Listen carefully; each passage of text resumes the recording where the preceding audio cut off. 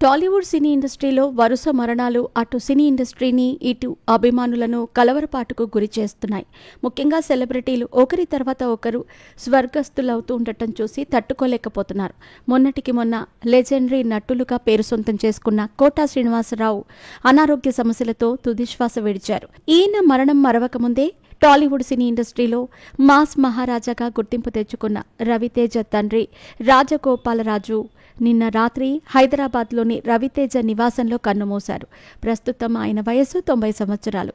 వయసు మీద పడటంతో వృద్ధాప్యంలో వచ్చే సమస్యల కారణంగానే ఈయన మరణించినట్టు సమాచారం. ప్రస్తుతం రవితేజ తండ్రి మరణంతో రవితేజ తీవ్ర దిగ్భ్రాంతికి లోనవుతున్నారు. అటు రవితేజను పలువురు సినీ సెలబ్రిటీలు ఓదార్చే ప్రయత్నం చేస్తూ ఉండగా రవితేజ తండ్రి ఆత్మకు శాంతి చేకూరాలని సంతాపం వ్యక్తం చేస్తున్నారు. అంతేకాదు ఆ కుటుంబానికి ప్రగాఢ సానుభూతి కూడా తెలియజేస్తున్నారు. ఇకపోతే రవితేజ తండ్రి భూపతిరాజు రాజగోపాలరాజు ఫార్మాసిస్ట్గా మంచి పేరు సొంతం చేసుకున్నారు. ఈయన తూర్పుగోదావరి జిల్లాలోని జగ్గంపేటకు చెందినవారు. రాజ్యలక్ష్మిని వివాహం చేసుకున్న ఈయనకు 3 సంతానం. ఆ 3 కొడుకులలో రవితేజ పెద్దవాడు కాగా రఘు, భరత్ తర్వాత జన్మించారు.